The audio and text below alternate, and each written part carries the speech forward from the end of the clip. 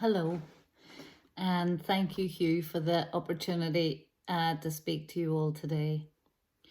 My name's Caitriona McLaughlin. I'm a theatre director and I'm the artistic director of the Abbey Theatre. I'm delighted to get this chance just first and foremost to say thank you all for what you do. I'm married to one of you and I know what it looks like to write a play. Well, from the outside I do anyway. I've seen you have the spark of an idea and follow the seam of inspiration full of joy and hope, looking for the diamond at the end of that seam. I've sat beside you while you wrestle for the perfect articulation of an idea, full of frustration and irritation at the limits of your ability. And I've watched you carve and polish your script for days and months and years, looking at it from every angle, stress testing, reading, rereading a word, a phrase that isn't quite right. I've seen you print off the clean, fresh script, the final draft, with all the pride and stride of Apollo, knowing that you've captured something true and necessary. And I have seen you get your fourth rejection, I should say. I've seen you get your fourth rejection in a row and wonder, am I still a writer if I'm not being produced? In short, I just want to say to you all, I know it's not easy. I certainly couldn't do it. But I am profoundly grateful to all writers, and in particular, passionately, I believe in the importance of playwriting. Without our playwrights, without the fresh blood of new work constantly infusing our theatre ecology, our industry would ossify and we would become irrelevant.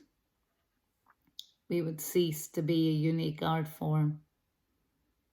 We all need good stories, I know that, but it's just important, and for me, maybe more so, to feel the live connection, to feel the connection of live performance.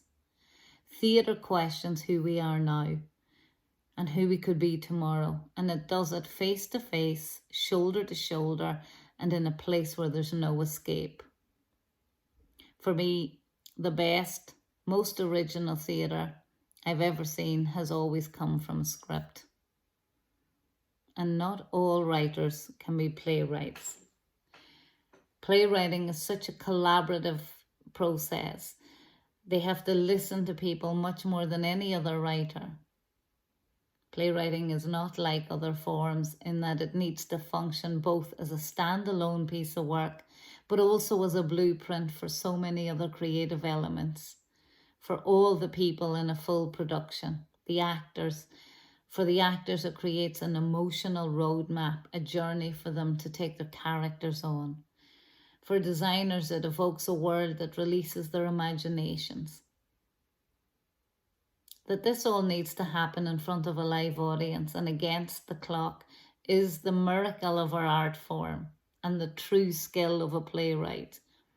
How someone achieves that technically while still managing to hold an audience's attention throughout with a riveting story is the most exciting thing, and the reason that I, for one, started going to the theatre. My job as a director, when working on a new play as I see it, is to first respond to the gesture of the play as a living, breathing thing. And by gesture, I mean what the play is saying, not what its message is. That's a different question. But what is it saying? And how is it saying it? What's the tone? I always start with two questions first. How do I feel about this? And what do I think about it? It's not always the same. In fact, generally it's quite different. Sometimes it's a knot that I feel I have to untie because it's sort of nagging at me. A good play does that. It nags at you. You can't get it out from under your skin. Sometimes A great play will highlight a knotty question that I've been thinking about or struggling to articulate or answer. Or very often it's something that another person has been talking about. In other words, something that's in the air, sort of in the air but unspoken.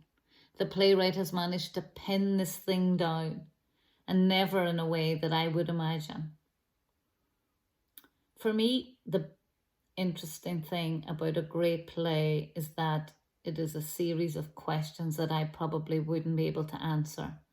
My challenge as a director then is to present those questions in the most interesting, provocative, and illuminating way for an audience, and in a way that totally immerses them in a world for at least an hour and a half. The best plays never tell me what to think.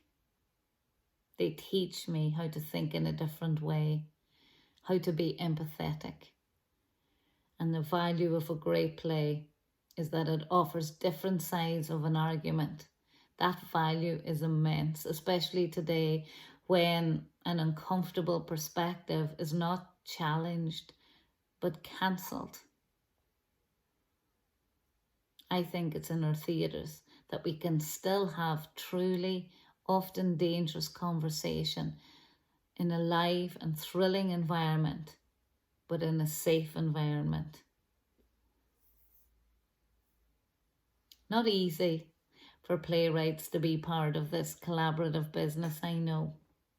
New scripts nearly always need work. Even the most prestigious playwrights will tell you this. Well, most of them will.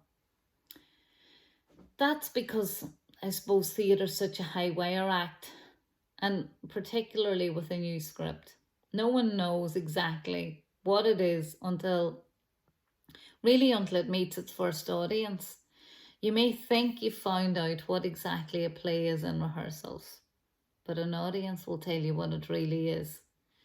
And a writer needs to be open to that, and open to the process of finding, reshaping, reforming, sharpening.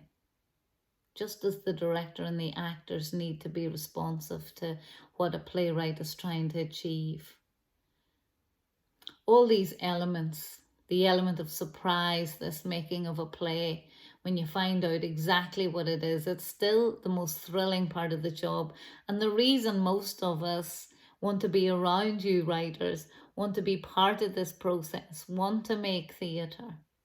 The favourite moment for me of any production is when you're sitting in the audience and the lights go down and you're there in the dark and the possibilities are endless.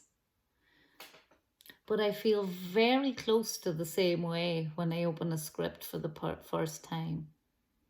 The possibilities are endless. So no matter what you write, but particularly playwrights, once more, from the bottom of my heart, I just want to say thank you. Thanks very much.